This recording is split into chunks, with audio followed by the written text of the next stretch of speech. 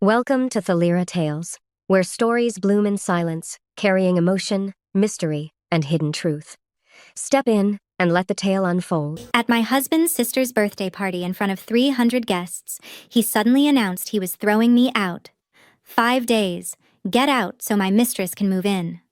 I stood there in a white apron, still holding a tea tray. His sister laughed on livestream 3 years living here free, and now she's finally useful as a servant. His mistress deliberately spilled water on my shoes. My mother-in-law pointed at me, "Kneel and wipe her shoes." But when the most powerful man in the room walked past my husband and came straight to me, a blue envelope was pulled out, and they were stunned into silence. I am so grateful you are here with me today. Before we begin, drop a comment and tell me what country or city are you watching from. I read every single one, and knowing where this story reaches means everything to me. A quick note: this story includes fictional elements for entertainment and educational purposes. Any resemblance to actual names or places is coincidental, but the message it carries is worth keeping. The woman in the mirror didn't look like someone who was about to change everything. That was the point. I stood in the master bedroom of a Zorbay villa at 4:45 in the afternoon, tying the strings of a white cotton apron around my waist with the same calm I used to sign acquisition contracts. Slow, deliberate, no wasted movement.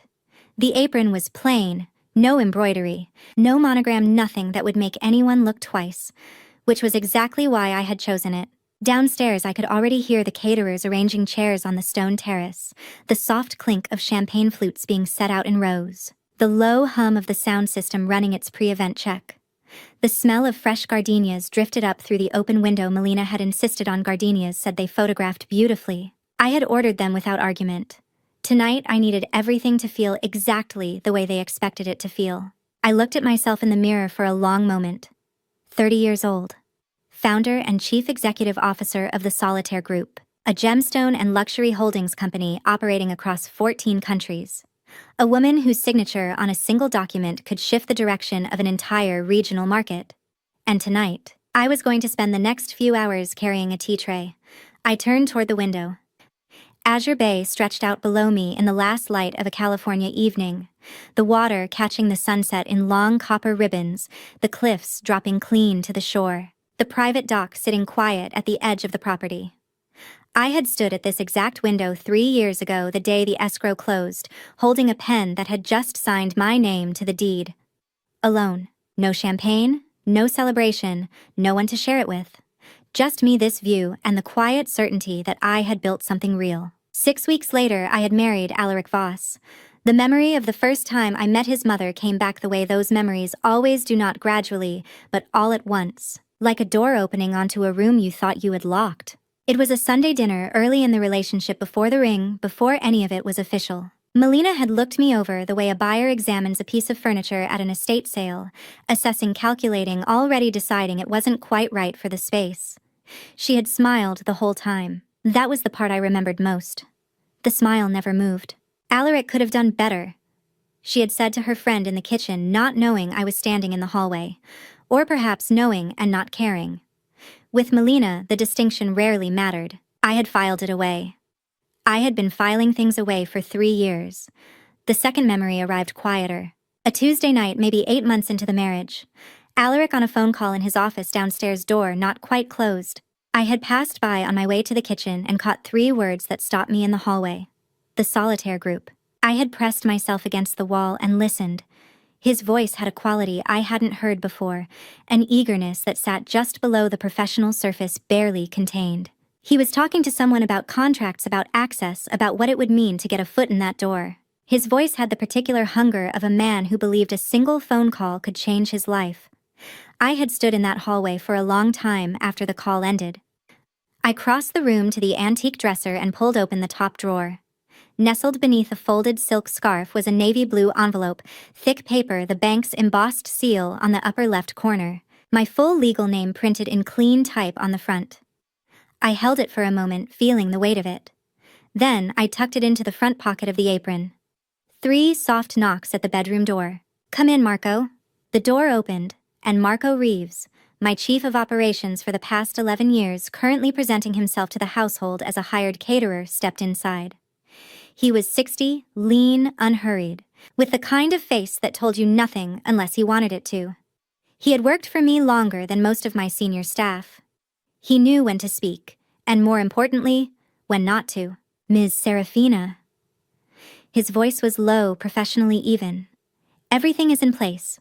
The security team checked in at 4. Mr. Xavier's car was spotted at the bottom of the hill 20 minutes ago. Tell him to wait until I give the signal, I said.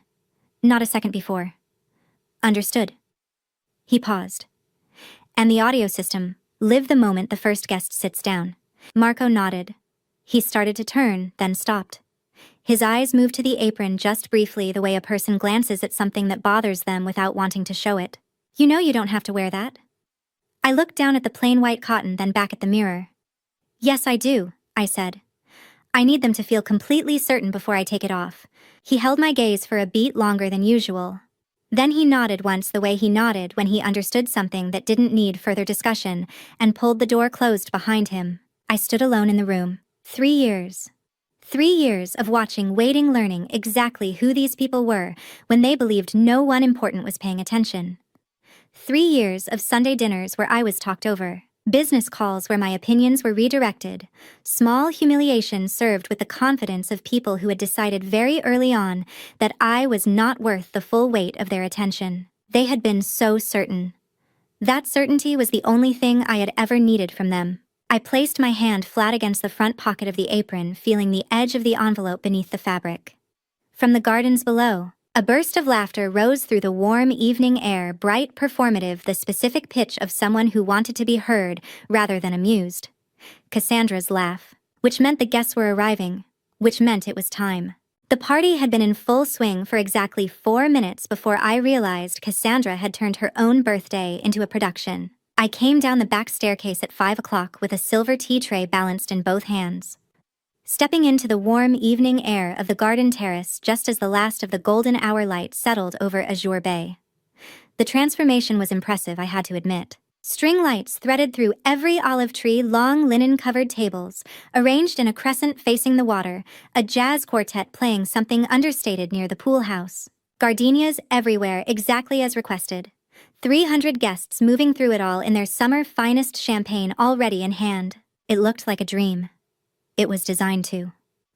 I had approved every detail of this party myself, the guest list, the catering contract, the fairy lights Melina had specified down to the watt. I had approved it because a controlled environment with witnesses present was the only setting in which the final phase of a 3-year evaluation could be brought to a conclusive close.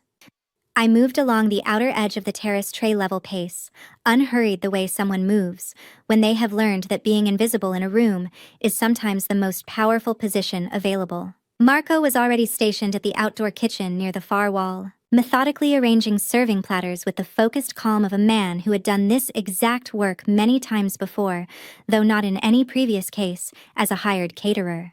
He didn't look up as I passed. He didn't need to. Everything between us had already been said 4 floors above, in a room that still smelled like gardenias and a decision made 3 years in the making. At the center of the garden, beneath the largest string light canopy, Cassandra had claimed her stage. She was 22 today, Alaric's younger sister, and she had the particular energy of someone who had confused attention for affection so long ago that she could no longer tell them apart. She stood in front of a tripod-mounted phone in a white dress that cost more than most people's monthly rent, one hand holding a champagne flute she hadn't touched, the other gesturing expansively at the view behind her. "Welcome back, everyone." Her voice carried across the terrace, pitched perfectly for an audience that was partly present and partly watching from a screen somewhere. 22 years old, and I am literally standing at our family's beachfront estate at Azure Bay. Can you see this view? Can you actually see it? From 20 feet away, I watched a young woman near the garden entrance quietly raise her own camera. Not a phone, but a compact professional setup. The kind a person carries when they're serious about what they do. She was perhaps 27, dark-haired, dressed simply in a way that read as intentional rather than understated. She was filming Cassandra with the careful attention of someone collecting material rather than celebrating a birthday. I didn't know her name yet, but I recognized the type immediately. She was a content creator, and she was paying close attention. I set the tray down on a side table near the rose garden and began arranging the cups. "That's my sister-in-law, Cassandra announced to her live stream, her voice brightening in the particular way it did when she found a prop she hadn't planned for. She had spotted me. Of course she had. She's been living here for free for 3 years, and the very best contribution she can make to my birthday party is wait for it serving tea. Isn't that just precious? Laughter from a cluster of guests nearby. Not everyone laughed, but enough did. I did not stop arranging the cups. I did not look up. I did not give her the flinch she was waiting for, because I had learned somewhere in the long middle of this marriage that the flinch was the only thing she actually wanted. Without it, the moment had no power. It was just a woman talking at a phone. The young woman with the camera lowered it slightly. She glanced at me, then back at Cassandra, then tapped something quickly into her phone with her thumb, frowning at the screen for just a second before she raised the camera again. Near the outdoor kitchen, a guest in a linen blazer leaned toward Marco. "Is that the owner's wife?" the man asked, nodding in my direction. Marco continued arranging a row of dessert plates unhurried. "That depends on what you mean by owner," he said. The man in the blazer looked at him with the mildly puzzled expression of someone who had expected a simpler answer. Marco offered him a small, pleasant smile and said nothing further. The man eventually moved on. Back at center stage, Cassandra had escalated. She reached behind her and lifted a handbag from the table, dark chocolate leather gold hardware, unmistakably, or seemingly unmistakably, a Hermes Birkin. She held it up to the camera the way an auctioneer presents a lot to the room. "And this Love's limited edition. Only 30 made in the entire world. My brother has taste, even when his wife doesn't." More laughter. Someone near the pool actually applauded.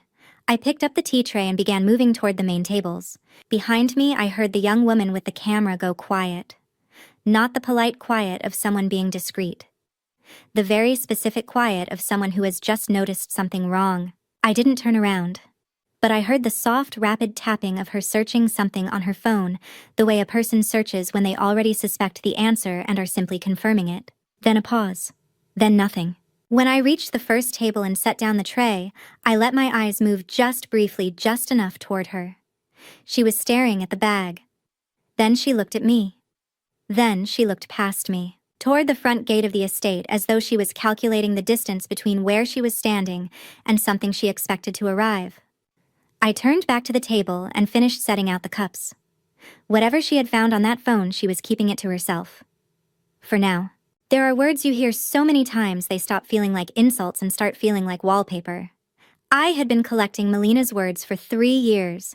By now, I had enough to paper every room in this house.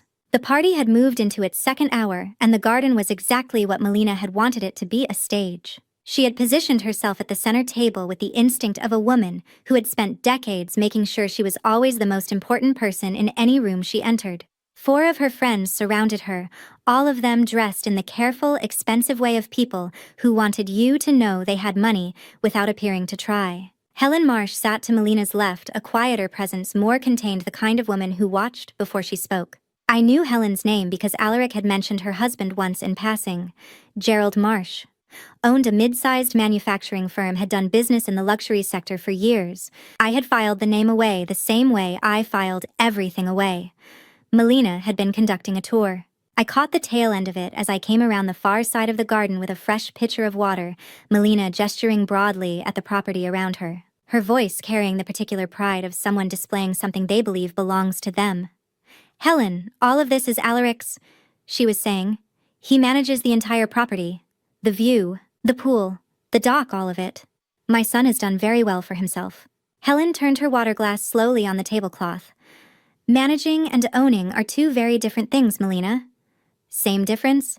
Melina said, waving a hand.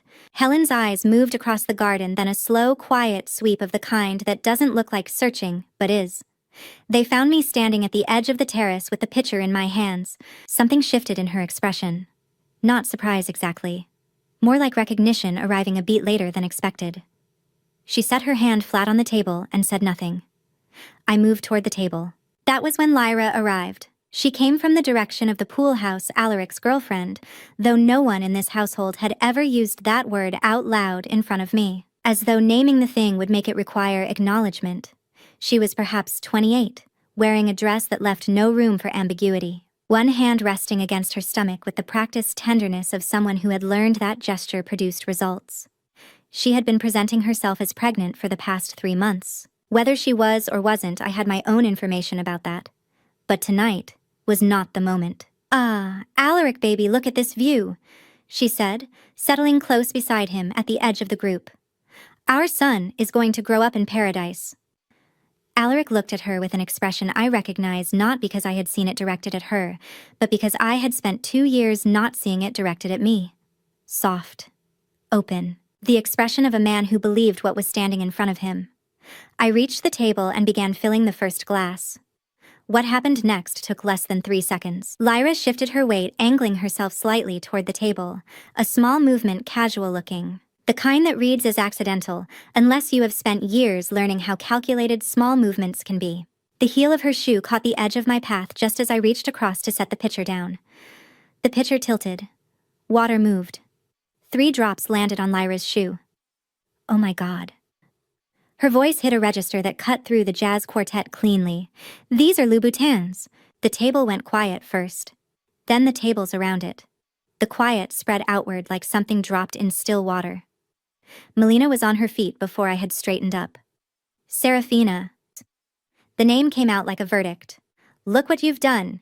Do you have any idea what those shoes cost? That is more than your entire month's salary, you clumsy, ungrateful. She stopped herself, then didn't. Kneel down and wipe them off. Right now. In front of everyone. The jazz quartet played on indifferent. I set the pitcher on the table. I turned and looked at Melina directly, not with heat.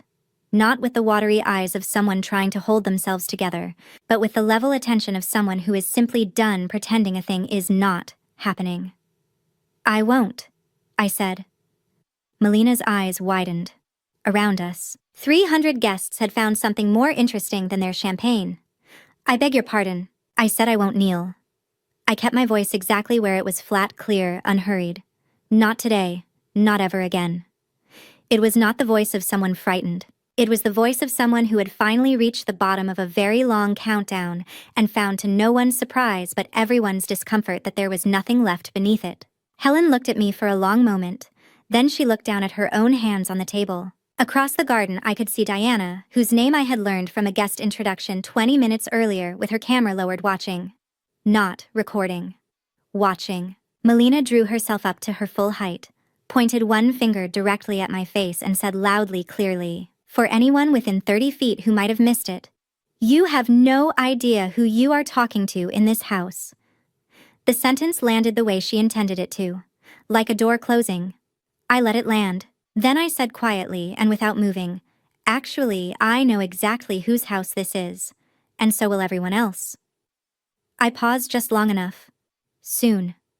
It was not a threat. It was not a promise.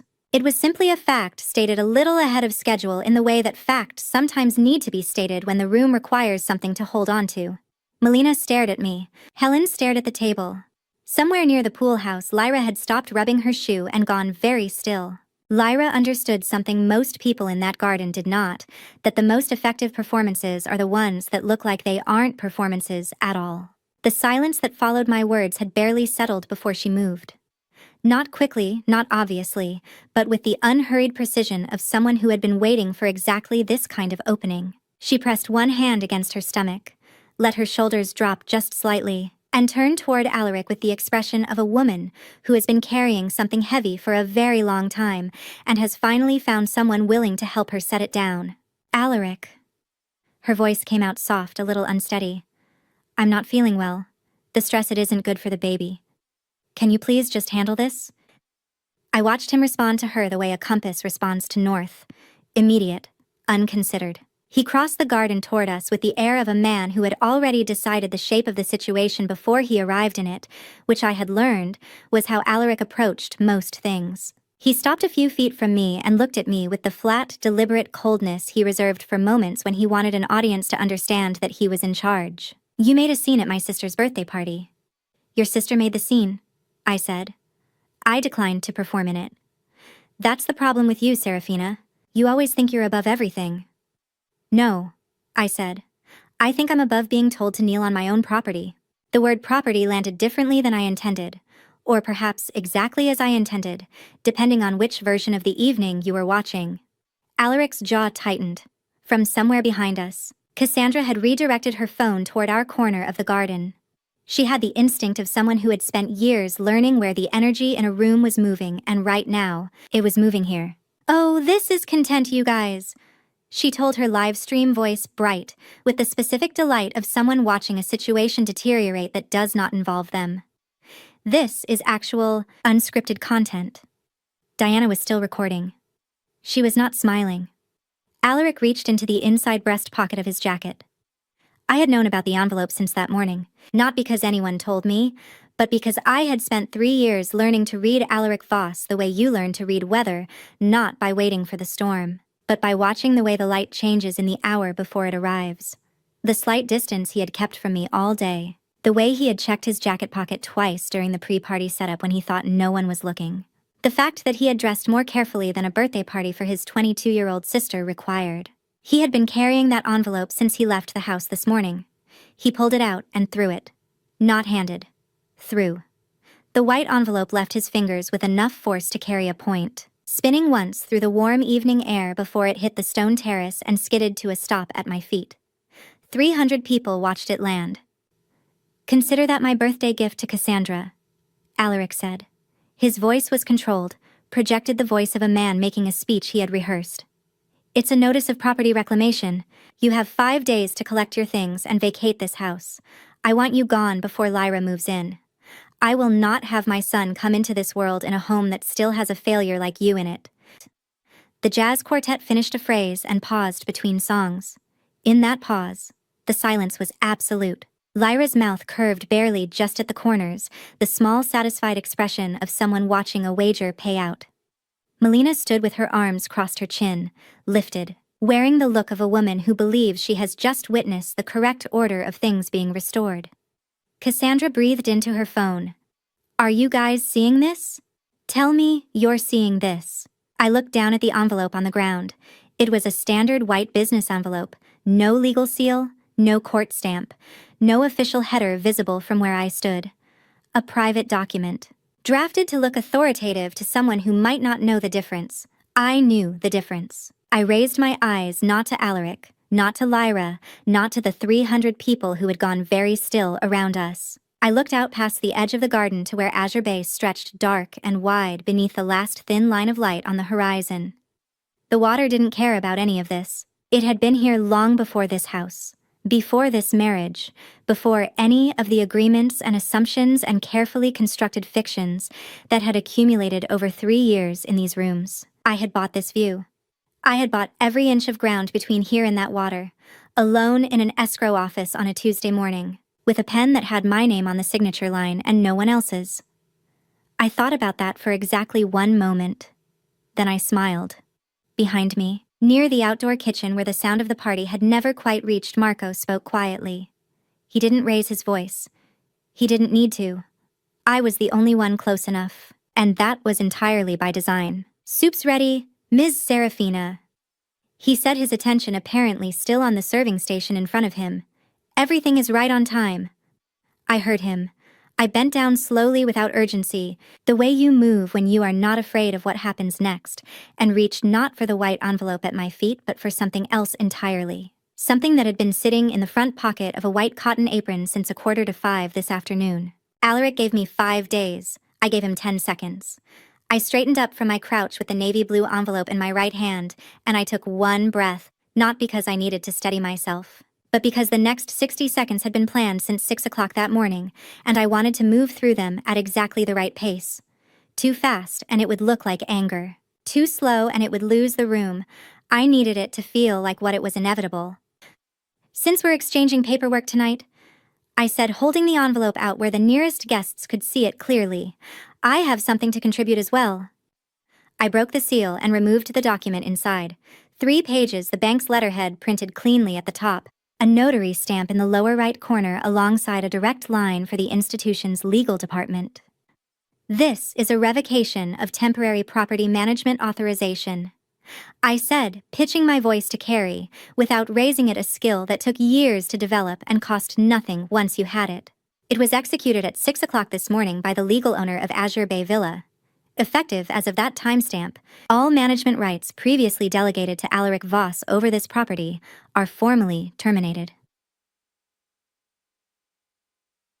I want to be clear about something because the word management matters here. Alaric had never owned this house. He had been given temporary authority to oversee its operations, pay the utility accounts, coordinate maintenance, sign off on vendor contracts, while I maintained full legal title. It was an arrangement I had put in place deliberately as part of an evaluation I had been conducting for the better part of 2 years. The deed had always carried my name. The mortgage had always been drawn against my assets. The only thing that had ever been his was the appearance of control, and I had just revoked that. "What are you talking about?" Alaric's voice came out tighter than he intended. "The deed, Alaric. The one with my name on the ownership line. The one that has had my name on it since the Tuesday morning I signed it alone in an escrow office 3 years ago." He stared at me. I watched the machinery of his thinking work through the implications slowly, like someone trying to read a document in a language they almost know. Melina moved first. She crossed the distance between us in 3 steps and pulled the document from my hand with the abruptness of someone who believed that removing a piece of paper from a room could remove the information it contained. She was holding a copy. The original had been filed with the county recorder's office at 9 that morning, time-stamped, indexed, and entirely beyond anyone's reach. "This is fabricated," she said. Her voice had the force of a person who had spent decades making declarations and having them accepted. "This is something she manufactured. Alaric, call your attorney right now. The bank's legal department number is printed in the lower right corner," I said without inflection. "Please call them. I'll be right here." Melina looked down at the page. The hand holding it developed a slight tremor.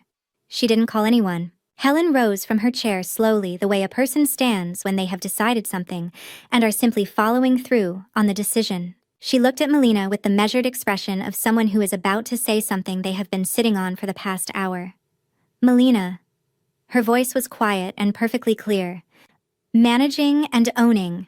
I said that to you earlier this evening, do you remember? You told me it was the same thing." Melina said nothing. Alaric stepped toward me, dropping his voice in the way men do when they want a conversation to feel private while still performing it for a room. "You arranged this. You planned all of it." "I protected what belongs to me," I said. "There's a distinction. I have been running this property for 3 years. You have been living on this property for 3 years," I said. "Under my permission, which I revoked at 6 this morning, giving proper legal notice to the bank that holds the account records. The revocation is filed time-stamped and entirely in order." Cassandra had stopped narrating her live stream. She was still recording, the phone was still up, still aimed at us, but she had gone quiet in the way people go quiet when they realize they are no longer directing the story. Diana had moved several feet to the left, putting clean distance between herself and the main group, her camera steady. She leaned slightly toward her microphone. "Okay," she said low and with the careful precision of someone choosing each word before it left her mouth.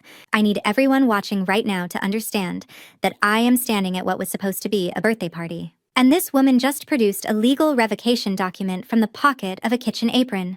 I am not editorializing. I am describing what I am seeing with my own eyes." Lyra tried once more. She put a hand on Alaric's arm and looked up at him with the soft, practiced worry of someone who had learned that vulnerability correctly deployed could redirect almost anything.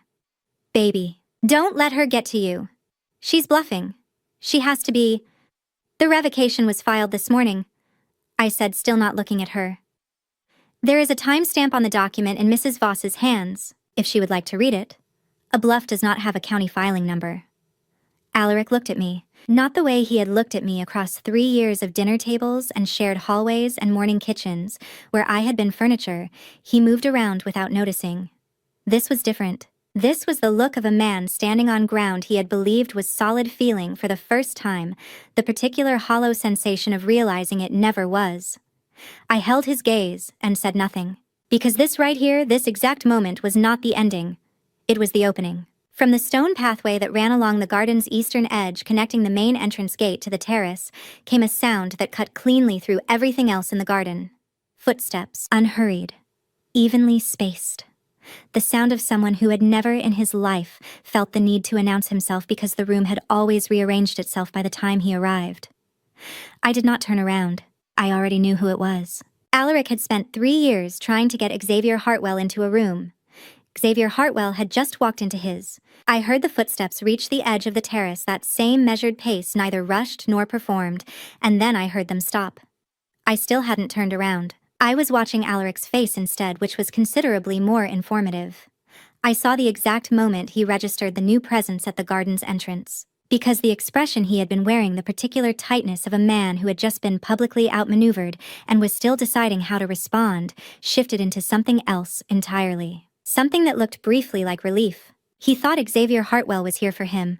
That was the last mistake he made that evening, though he wouldn't understand it as such for another few minutes. I turned. Xavier crossed the garden at the same unhurried pace his footsteps had announced. He was perhaps 50, built with the economy of a man who had never needed to take up space to command it, dressed in a charcoal suit that was expensive in the way that doesn't announce itself. No tie, no guest gift, no assistant trailing behind him. He had the self-contained quality of someone who had attended enough events to know that the ones worth attending never required much in the way of entrance. His eyes moved once across the garden, a quick professional sweep that took in the crowd, the overturned social order, the white envelope still lying on the stone terrace where Alaric had thrown it. And then, they found me. He walked directly to where I was standing. Not to Alaric. Not to Melina, who had already begun composing her expression into something appropriate for greeting important guests. Directly to me. "I apologize for arriving late," he said. His voice was low, even the kind of voice that didn't need volume to carry weight. The coast road was backed up past the headland. "You're exactly on time," I said, and I meant it in every sense that mattered. Alaric was beside us in 4 steps, hand extended. The reflexive confidence of a man who had rehearsed this introduction so many times, it had become muscle memory. "Gee, Xavier, what a surprise. I had no idea you were coming tonight." He pumped the handshake with the enthusiasm of someone who had been waiting 3 years to use it. "I've been trying to reach your office, my assistant has called. I've sent 3 proposals through the formal channel." "Yes," Xavier said. "I know." He released the handshake. Clean.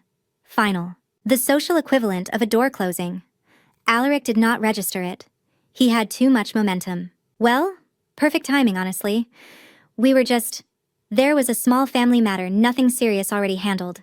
But listen, while I have you here, the regional supply contract. I've been putting together a proposal for 18 months, and I think if you could just give me 20 minutes. Alaric." Xavier said the name without sharpness, without warmth, with exactly the level of attention you give something that is present but not relevant. "I didn't come tonight to discuss a contract." The sentence landed in the space between them. "Then why did you come?" Xavier looked at me for a half-second, then back at Alaric. "I was invited," he said. Melina arrived at Xavier's elbow with the speed of a woman who had spent decades understanding that proximity to important men was its own form of currency. "Ah, Xavier, what an honor." Her voice had shifted registers entirely, the sharp edge she kept for daughters-in-law filed away, replaced by the warmed-over graciousness she reserved for people she wanted something from. "I'm Melina Voss, Alaric's mother. We've heard so much about you. This is a real pleasure, Mrs. Voss." Xavier acknowledged her with a single nod, the minimum required by courtesy, and then turned back toward me as though the conversation had never been interrupted. "I understand there was some paperwork exchanged." "There was," I said. "And the situation is as we discussed." "Exactly as we discussed." He nodded once satisfied, the way a person nods when they have received confirmation of something they already knew. Across the garden I could see Diana. She had gone very still, the particular stillness of a person who has just placed a face and is in the process of understanding what that placement means. Her camera was still running, but she had lowered it slightly, holding it at chest height, rather than eye level, as though the situation had outgrown the frame she had been using for it. She leaned toward her microphone, speaking low. "Okay," she said, and there was something different in her voice now, not the bright commentary of a content creator narrating drama, but the quieter register of someone genuinely trying to communicate something they find significant. "For everyone watching, the man who just walked in is Xavier Hartwell. He chairs the Regional Trade Alliance, which oversees commercial partnerships and supply contracts across 6 coastal counties. He is, to put it plainly, someone that every major business in this region wants in their corner. And he just walked past Alaric Voss to say hello to the woman carrying the tea tray." She paused. I don't have a caption for that yet. Near the outdoor kitchen, a man in a weekend blazer who had been standing beside Marco for the past several minutes turned to him with the low, careful tone of someone who didn't want to ask loudly. Is that the woman he just greeted? Is she the owner here? Marco set a serving platter into position without breaking rhythm. That, he said, depends on what you mean by owner, though I'll say this much: she signed for the property. Alaric signed a different kind of document. The man in the blazer looked as though he wanted a cleaner answer. Marco did not provide one. Alaric was watching me now. Not with the authority he had carried into the garden 10 minutes ago, not with the calculated coldness he had used when he threw the envelope. He was watching me the way a person watches something they believed they understood after the moment they realized they never did. The thought forming behind his eyes was getting closer to the surface. I could see it working its way up through the sequence of the evening: Xavier walking to me first. Xavier knowing about the paperwork, Xavier saying he had been invited, assembling itself into a question that Alaric had never thought to ask in 3 years of living in the same house. Xavier stepped slightly closer to me, dropping his voice to a register that carried perhaps 3 feet and no further. Should I start with the bag? He said. Or the credentials? I considered the garden for a moment. Cassandra was still live streaming, still positioned under the string lights with her phone on the tripod, still performing for the audience that had watched her build the last 2 hours of her evening into something she believed was glamorous and permanent. The bag first, I said. Let her finish the broadcast. Xavier nodded.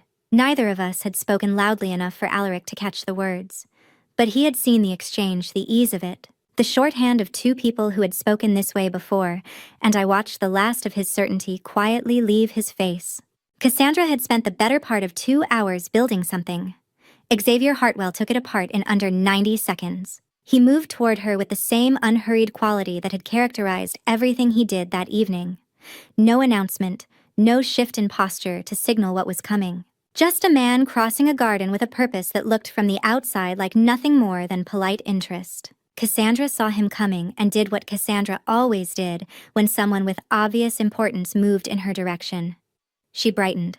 I'm sorry to interrupt, Xavier said, stopping beside her tripod setup with the easy courtesy of someone who is about to do something that is not in fact sorry at all. But I couldn't help noticing the bag. Cassandra's expression opened like a door. Right. She lifted the Birkin from the table behind her, holding it at the angle she had practiced, the one that caught the light on the hardware. Limited edition, only 30 made in the entire world. My brother has taste, I'll give him that. May I take a look? She handed it to him without hesitation. In her version of events, Xavier Hartwell was about to confirm what she had been telling her audience all evening. The bag was real. The life was real. The image she had been constructing since she set up the tripod at 4:30 that afternoon was real. And here was a man whose opinion carried weight, coming to stand beside her and verify it. Xavier turned the bag over in his hands. He was unhurried about it, checking the stitching along the base, running a thumb across the hardware, and then tilting the bottom toward the nearest string of lights to examine what was stamped there. He looked at it for perhaps 4 seconds. Then he turned the base toward Cassandra's livestream camera and held it steady. I want to be precise about this, he said, addressing the lens directly in the tone of someone giving testimony rather than commentary, because precision matters here. A genuine Hermes bag carries what's called a blind stamp, a small mark that identifies the craftsperson, the workshop, and the production year, using a letter code that Hermes updates annually. The stamp on this bag does not correspond to any Hermes workshop code in the last 15 years. He paused. What it does correspond to is a phone number. Specifically, the number for a second-hand goods resale shop on the east side of the city. My authentication team flagged this exact bag 3 months ago when it appeared at a consignment event, before it apparently changed hands. The livestream comments moved faster than I could read them. Cassandra stood very still. You're wrong. Her voice had lost its performance quality. What was underneath it was younger and less certain. Alaric bought this for me. He said it was... Alaric paid for something, Xavier said, setting the bag on the table with the careful neutrality of someone returning borrowed property. What he paid for and what he was sold are 2 different matters. Cassandra looked at the comment feed on her phone. The screen was moving so quickly it had become illegible. She looked back at the bag. She looked at Xavier. She looked at the camera that had been broadcasting this exchange to however many thousands of people were watching. Diana had not moved from her position across the garden, but she was no longer filming from a distance. She had stepped forward, her camera raised, and she was speaking into her microphone with the careful enunciation of someone who understands that what she says in the next 30 seconds will be replayed. "I have to be transparent with my audience right now," she said. "I reviewed this exact bag style 14 months ago for a segment on authentication. I flagged it at that time as a grade 3 replica, which for anyone unfamiliar, means it's a counterfeit produced with moderate quality materials, specifically designed to pass casual inspection, but not professional scrutiny. I didn't say anything earlier tonight because I was working from visual observation at a distance, and I wanted to be certain before I spoke." She paused. "I'm certain now. Turn it off." Cassandra's voice cracked on the second word. She wheeled toward Alaric, who had gone very still at the edge of the group. "Make them stop, just turn off the stream." "The live stream is yours, Cassandra," I said. My voice came out quieter than I expected, which was sometimes how the sentences that land hardest arrive. I can't shut down something that doesn't belong to me.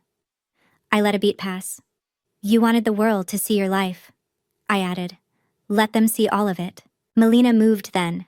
She crossed toward Diana with the momentum of a woman accustomed to removing obstacles, her hand reaching for the camera. Diana sidestepped without drama, putting her body between Melina and the equipment, with the calm efficiency of someone who had been in enough difficult situations to know that the worst thing you can do is escalate. "Ma'am," she said, "that is my personal property and my professional equipment. Please do not touch it." Melina stopped. Not because Diana's words had reached her, I suspected, but because the camera was still running and she was standing directly in front of it. Cassandra sat down. Not a graceful sitting, the kind that happens when the legs make a decision before the rest of the body agrees to it. She was holding the bag in her lap now, both hands wrapped around the handles, staring at it the way you stare at something when you are trying to reconcile the object in front of you with the version of it that had existed in your mind until 30 seconds ago. She had introduced this bag to her audience at the beginning of the evening. She had used it as evidence of a life, of a family, of a position in the world that came with certain guarantees. And now it was sitting in her lap in front of however many thousands of witnesses reclassified. Alaric looked at his sister, then at the bag, then at me. For the first time since he had thrown his envelope onto the terrace, he had nothing ready. No prepared line, no performance. Just a man standing at the edge of an evening that had stopped going the way he had planned it. Xavier turned to me. He had the contained, professional expression of someone who has completed a task and is ready for the next item on a list. "Now?" he said. "The other matter." "Now?" I said. Lyra had picked the right target. Rich enough to be worth the effort. Ambitious enough to want things he couldn't openly ask for. Distracted enough by what he thought he was getting that he stopped asking the questions a more careful man would have asked in the first week. What she hadn't accounted for was the wife. Specifically, she hadn't accounted for what kind of wife I was. Xavier set a tablet on the nearest table, the same clean, unhurried movement he used for everything, and turned it so the screen faced the small circle of people who had gathered around us in the aftermath of the last 10 minutes. 300 guests had pulled back to a respectful radius, the way a crowd instinctively creates space around something it senses is not finished. "There is a second matter," he said. "It concerns Miss Lyra Denning." I watched the hand leave her stomach. It was a small movement, involuntary, the kind a body makes when the performance it has been running suddenly costs too much to maintain. For 3 months she had kept that hand there through dinners, through conversations, through the studied vulnerability of a woman using the idea of a child as both shield and leverage. In task 3 of the evening, I had watched her deploy it against Melina's guests with the ease of long practice. Now the hand dropped to her side. My team conducted a background investigation over the past 3 weeks. Xavier continued, at the request of a business partner. What that investigation produced is relevant to several people in this garden tonight. He tapped the tablet. The woman you know as Lyra Denning is not her legal name. Her documented name is Laura Desmond. She is currently the subject of 2 active fraud investigations in separate counties, one involving misrepresentation of assets in a private lending arrangement, and one involving falsified financial documentation submitted to a real estate firm. That's not... Lyra took 1 step back, then stopped as though she had calculated the distance to the nearest exit and found it insufficient. "These are matters of public court record," Xavier said with the precision of someone who understood exactly where the line between protected disclosure and defamation ran, and had chosen to stand on the correct side of it. Anyone may request access to active case filings through the county clerk's office. I am not making accusations. I am describing what the public record contains. Alaric had gone the particular shade of still that people go when their body is processing something faster than their mind is willing to accept. Additionally, Xavier said, the medical documentation provided to Mr. Voss 3 months ago as evidence of pregnancy was reviewed by a licensed physician at my request. To be precise, the physician reviewed the documents themselves, not Ms. Denning directly, as that would require her consent. To be precise, the physician reviewed the documents themselves, not Ms. Denning directly, as that would require her consent.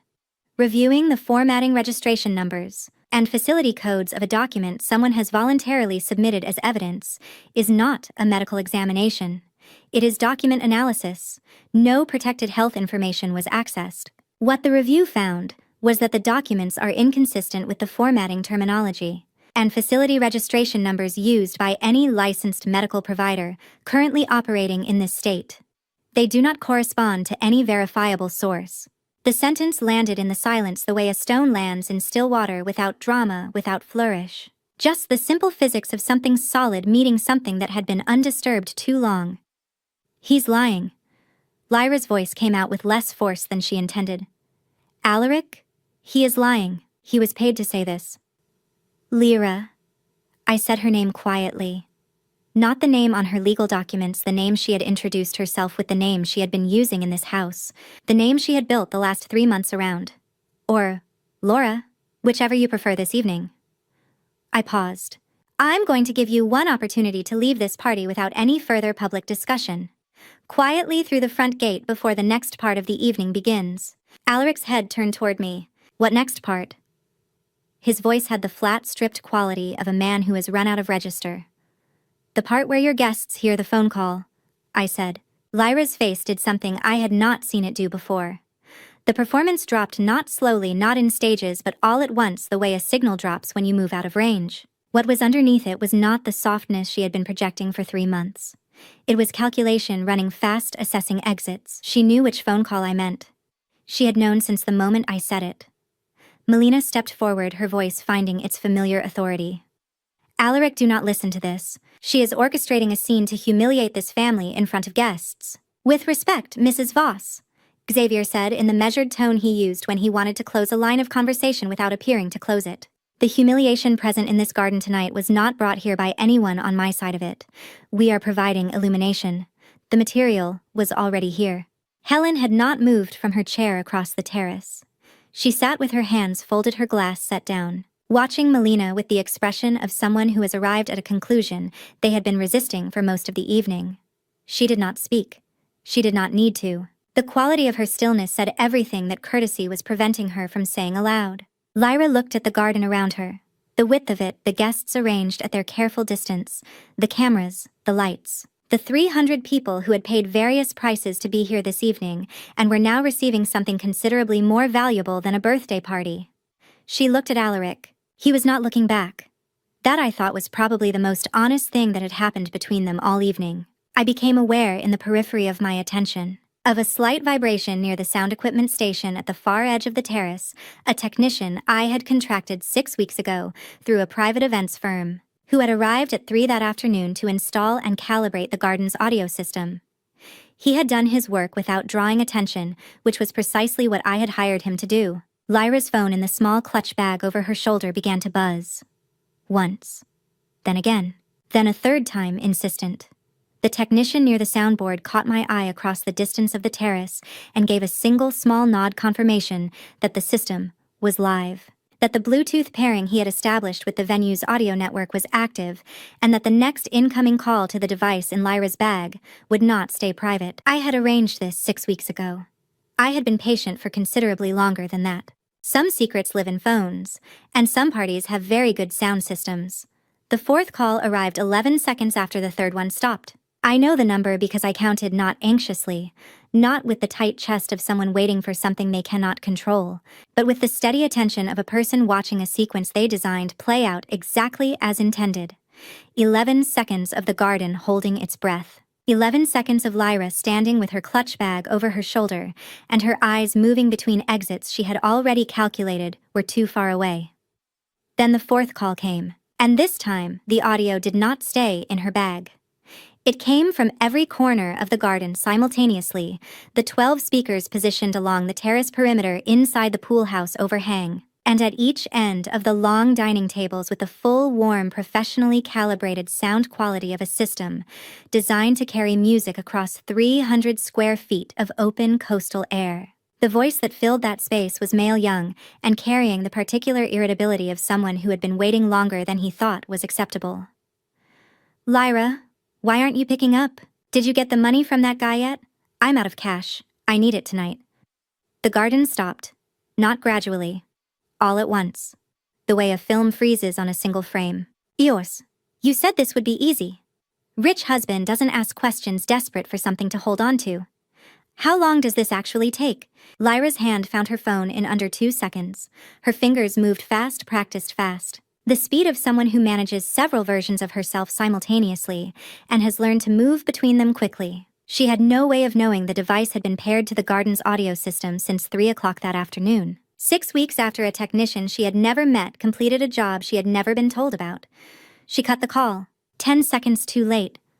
She cut the call. 10 seconds of audio. Perhaps 11. It was enough.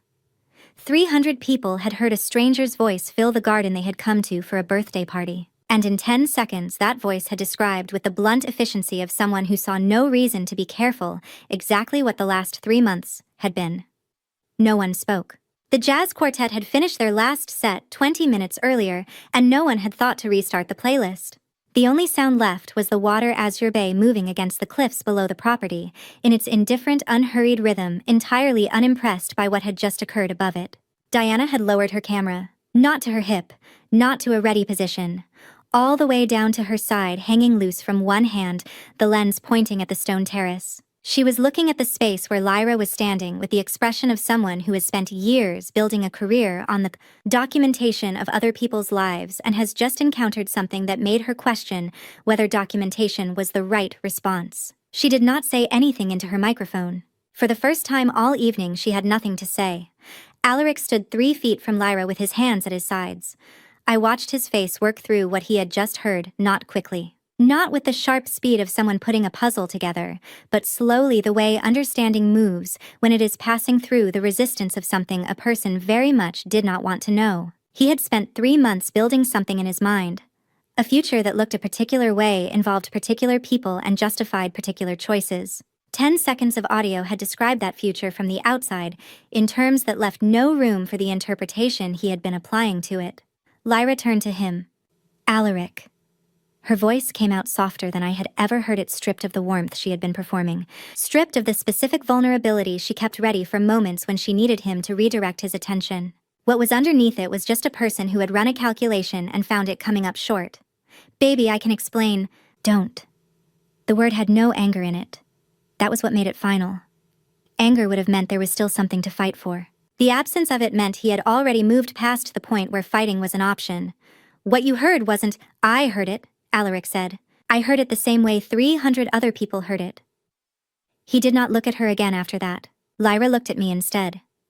Directly, for the first time all evening, not the glancing peripheral awareness she had maintained when she wanted to monitor without appearing to watch.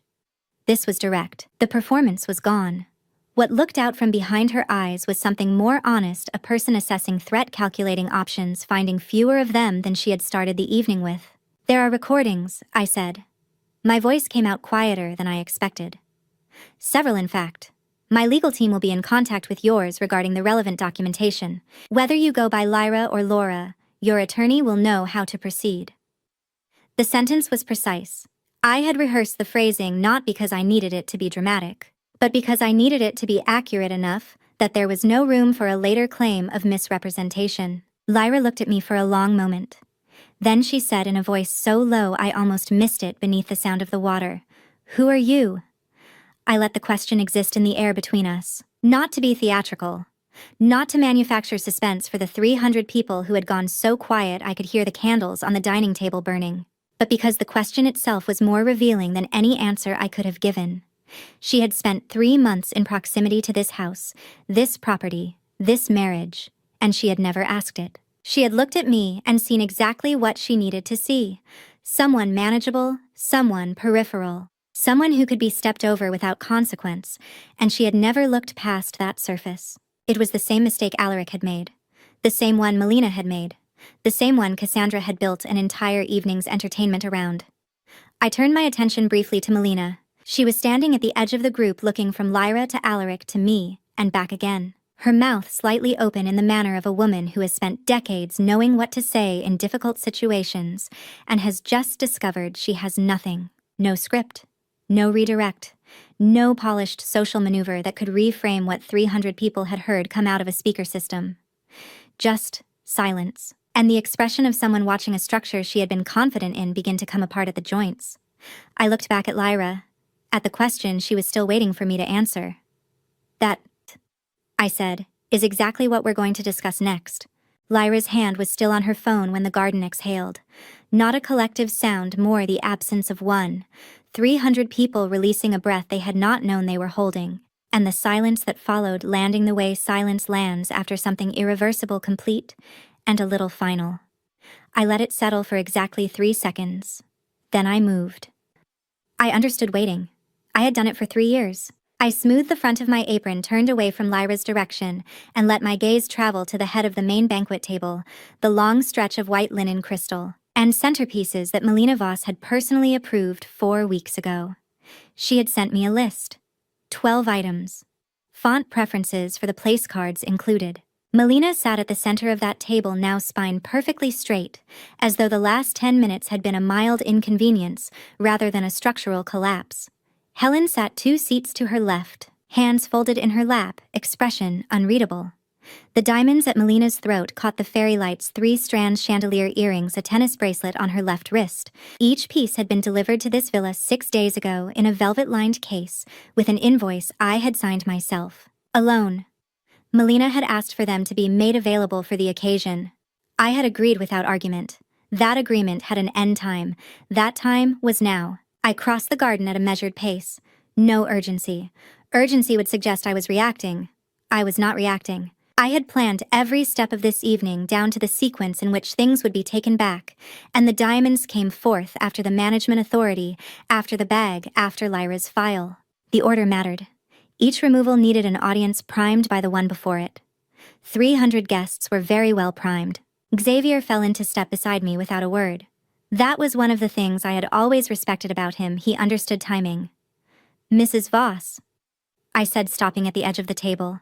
Melina turned slowly, as though she were doing me a favor by acknowledging the interruption. Serafina. Her tone was the same one she used for waitstaff, cordial, dismissive, the kind of polite that is actually a category of contempt. I assume you have something else to produce from that apron. I do, I said, though not from the apron this time. I raised my hand slightly. It was a small gesture, barely a lift of 2 fingers, but it was the signal Marco had been waiting for at the garden entrance. 2 men in dark blazers moved through the crowd with the quiet efficiency of people who had rehearsed this. Guests stepped aside without being asked. There is something about calm authority that parts a crowd faster than any command. They stopped on either side of Melina's chair. Melina looked at them, then at me. The composure did not break. I will give her that, but something shifted behind her eyes. A rapid recalibration. She had spent the last 40 years mastering the art of reading a room, and she was reading this one now. These pieces, I said, were loaned from the estate inventory of Azure Bay Villa. Loan period, the duration of this evening's event. The serial numbers are registered under my name with the insurer Hartwell Group coverage policy effective since I acquired this property. I paused. 3 years, 4 months, and 11 days ago. Helen made a quiet sound, not quite a laugh. Something more like recognition. You are not serious, Melina said. Her voice stayed level. A remarkable performance under the circumstances. The bracelet first, if you prefer a sequence, I said. This is an insult. The bracelet, Xavier said not unkindly, has a serial number laser etched on the interior clasp. It reads AZB-J-0047. If you'd like to check the registry before removing it, I have the documentation on my tablet. We can do this with paperwork or without it. Either way arrives at the same result. Silence. Melina looked at the bracelet on her wrist. I watched her jaw tighten a small, barely visible compression, and I thought about every dinner at which she had referred to me as Alaric's wife, rather than by name. Every gathering at which she had recounted, loudly and in my presence, how she had always imagined a different future for her son. Every time she had handled the objects in this house as though ownership were a matter of assumption, rather than documentation. Documentation, it turns out, is everything. Helen, Melina said. Helen unfolded her hands. She looked at Melina with an expression that was not without sympathy. Helen was too composed a woman for open satisfaction, but she did not speak. She simply looked. Melina removed the bracelet herself. She set it on the table linen with a precision that suggested it was a choice, rather than a surrender, though we both understood it was not.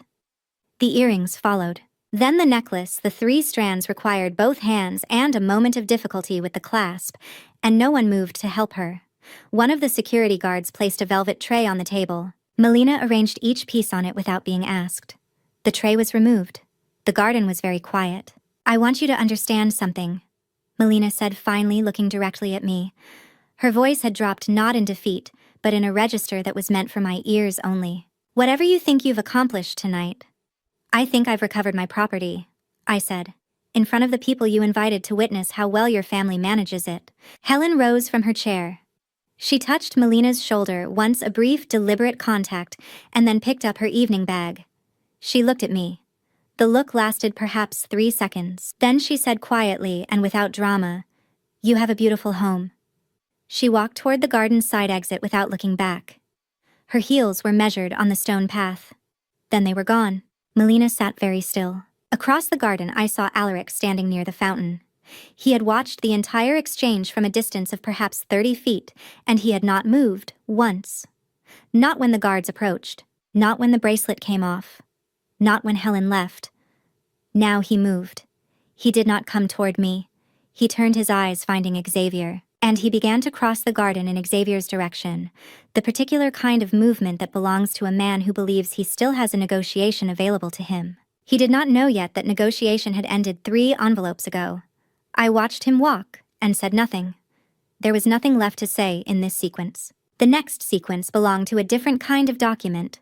For 3 years, Alaric had spoken Xavier Hartwell's name the way certain men speak the names of saints, with reverence calibrated precisely to the distance between where they stood and where they wanted to be. I had heard it at dinner tables in the car once at 2 in the morning when he thought I was asleep, and he was sitting at his desk running numbers that didn't belong to him. Xavier Hartwell's regional alliance just closed a corridor deal that netted $42 million in 18 months. I had lain in the dark, listening to the particular quality of want in his voice. Not admiration, not inspiration, but appetite. The kind of want that does not ask whether a thing is yours. It only asks how quickly it can be taken. Tonight, Xavier Hartwell was standing 3 steps away from him.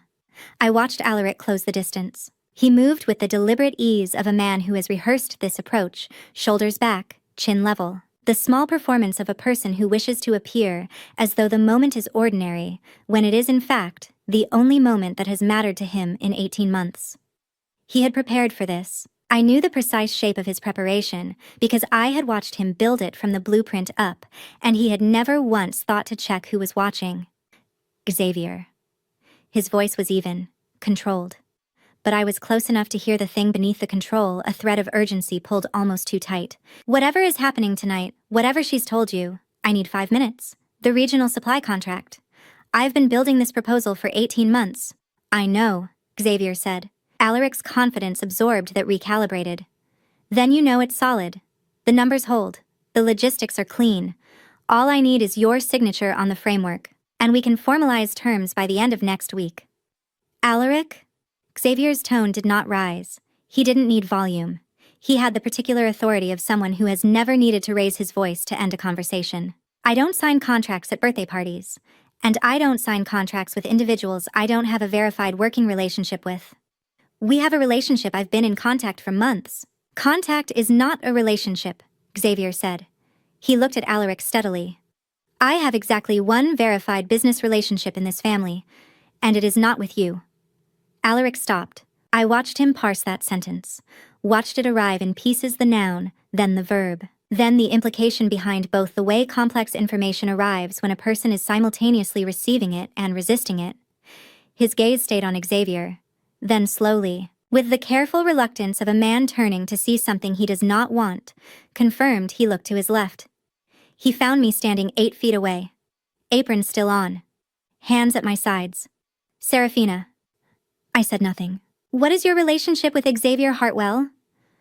From somewhere in the gathered periphery of the garden, I heard Diana's voice drop into her microphone just above a whisper, threaded with the particular breathlessness of someone watching something arrive that they had suspected but not confirmed. Okay, everyone. Okay. I think I know what's happening. I think I know who she is. Oh my God. 300 guests were pretending not to listen. They were listening to every syllable. Alaric looked at me, and what I saw in his face in that moment was something I had not expected to feel anything about, and did not precisely feel anything about, except to note it with the same precise attention I had applied to every document, every delayed payment. Every night he had come home smelling of a perfume that was not mine, and offered no explanation because he had never considered one necessary. The contempt was gone. The authority was gone. Even the performance of composure which he had maintained through every reveal tonight, with a determination I could objectively respect, was beginning to show the stress fractures. What remained was a question.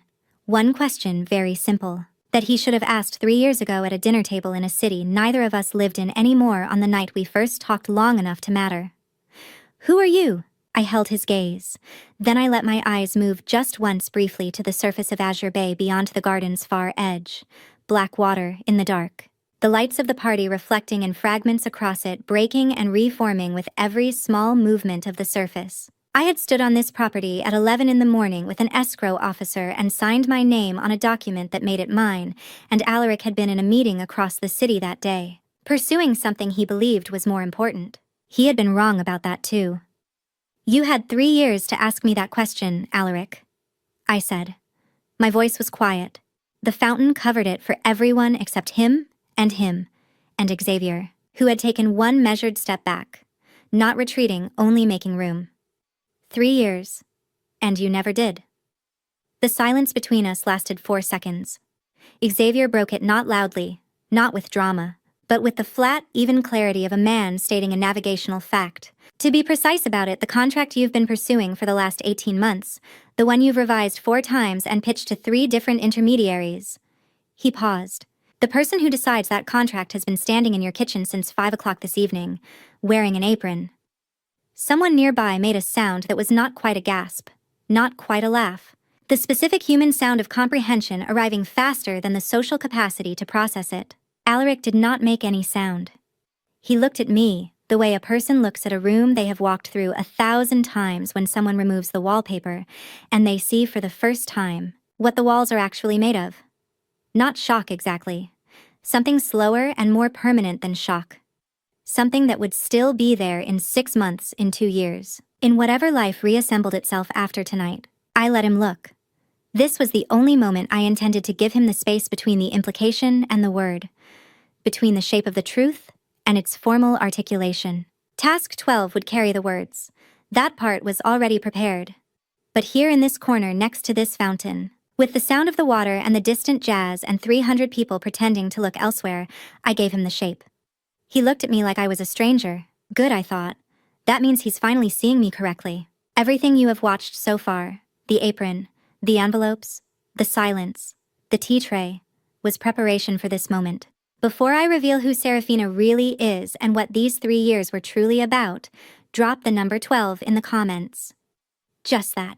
Let me know you are still here because what comes next reframes everything. Note this story contains fictional elements shaped for educational purposes.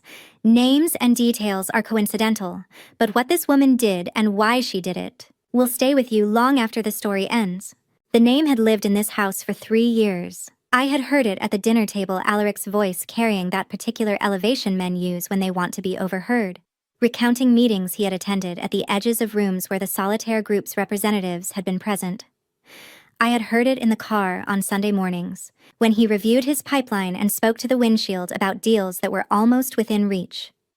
I had heard it on a Sunday morning in the car, his voice carrying the particular elevation of a man rehearsing a pitch. He had not yet been given the room to deliver. If I could get an audience with the principal just one meeting, everything changes. He had been speaking to the windshield. I had been sitting in the passenger seat. He had never thought to wonder whether the person who kept refilling his coffee cup had built the thing he was chasing. I walked back to the center of the garden. Not quickly. There was no urgency in the way I moved. Urgency would have implied I was reacting to something, and I had not been in a reactive position since 6 o'clock that morning when I had signed the last of 4 documents at a desk in my private office on the villa's 3rd floor. The floor that Alaric had used perhaps twice in 3 years because I had told him early on that it was mostly storage. It was not mostly storage. I stopped at the head of the main table. The same table where the white envelope had landed 2 hours ago. The same table where Melina's jewelry had sat on velvet 40 minutes ago.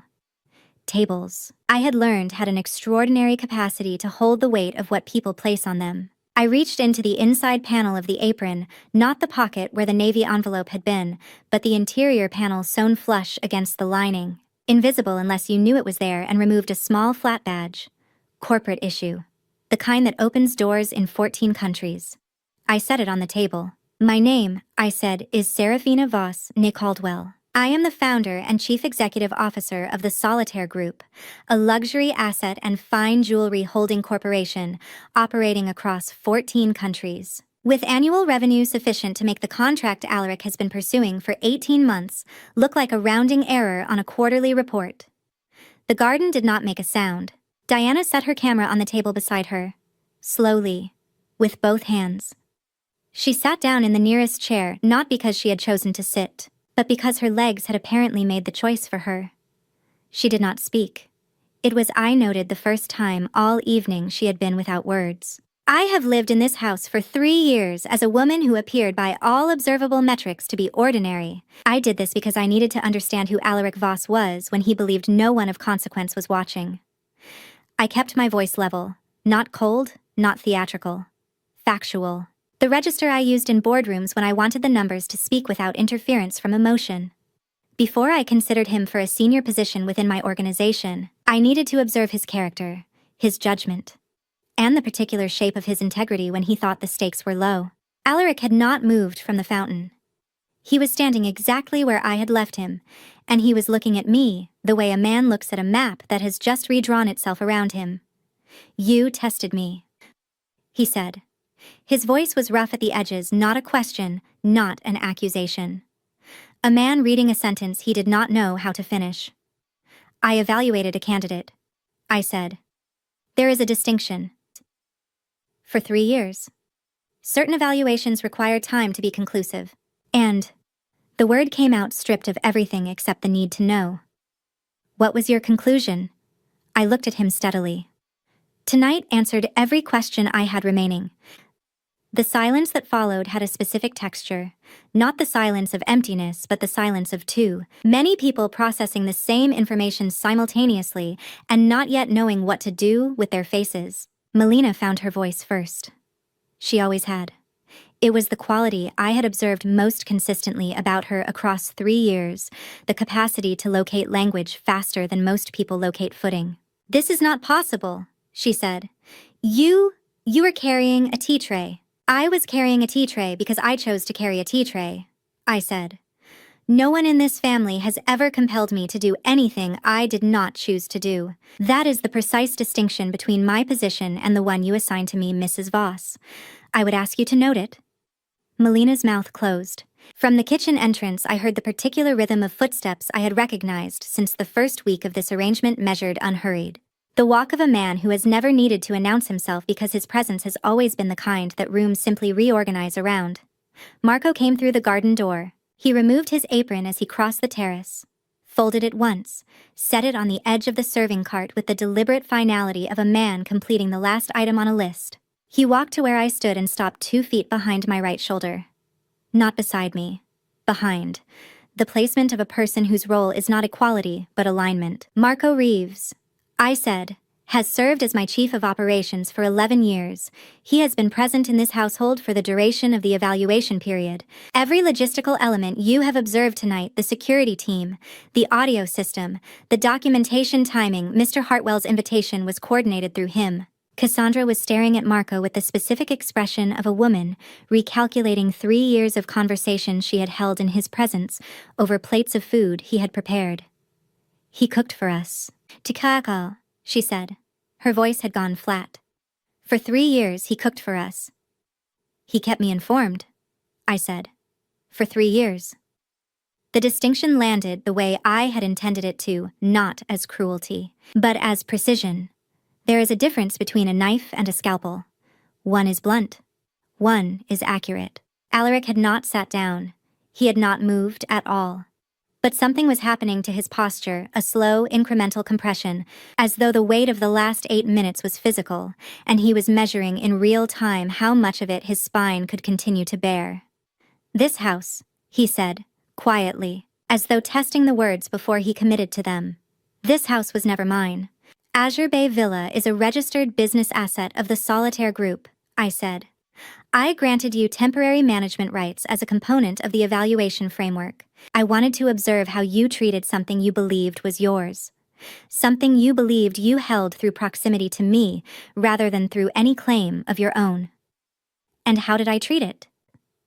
I looked at him. You handed the legal owner of this property an eviction notice. I said, at her own birthday party in front of 300 people with her name on a document you had no standing to sign. Alaric's legs did not buckle. He sat down slowly, deliberately into the nearest chair, the specific movement of a man choosing to sit before his body removes the choice. His hands rested on his knees. He looked at the middle distance. He said nothing. The garden held its breath. Xavier stood near the terrace steps, one hand in his jacket pocket. Diana had her camera in her lap and had not raised it. Lyra was somewhere near the east hedge. I could see her in my peripheral vision, very still.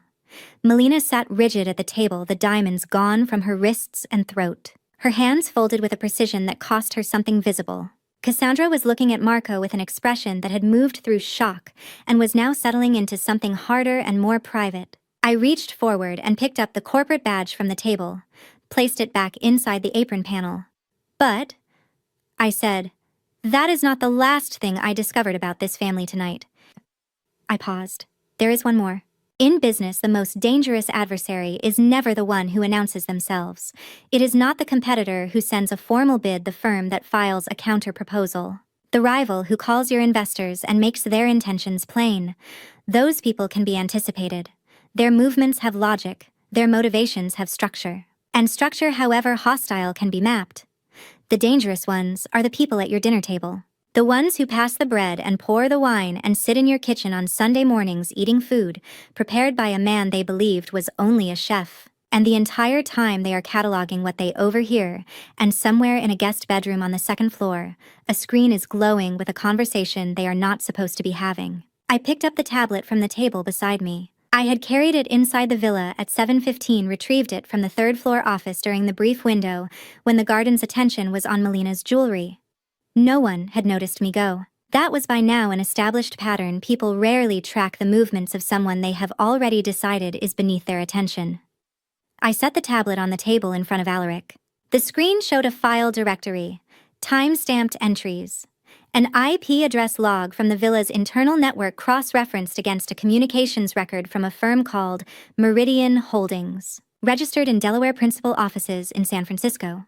3 months ago, I said, proprietary information relating to the Solitaire Group's Pacific Corridor expansion strategy was transmitted to Meridian Holdings, our primary competitor in the Western regional market. I kept my voice even.